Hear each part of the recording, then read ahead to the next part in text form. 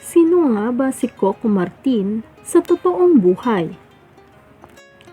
Si Rodel Luis Pacheco Nasiaceno o mas kilala sa pangalan na Coco Martin ay isang artista, direktor at writer.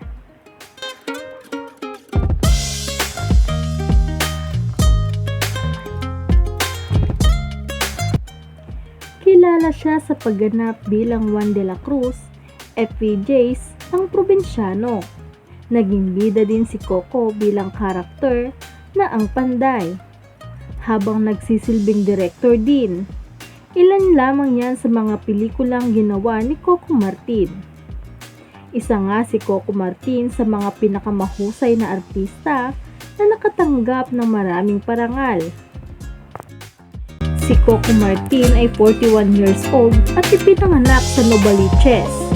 Nakapagtapos si Coco Martin sa kursong Bachelor of Science, Hotel and Restaurant Management, National College of Business and Arts sa Fairview.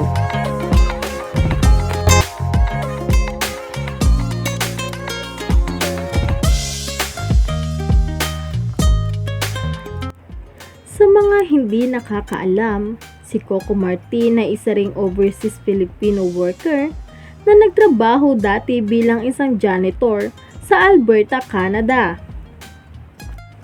Si Coco ay nasiyahan sa isang mahabang karera sa industriya ng paggawa ng pelikula. Sa pamamagitan ng mga nalikom mula sa kanyang trabaho bilang isang artista, nakakuha siya ng isang katamtamang kapalaran o tinatayang mayroon siyang nitong halagang $20 milyon.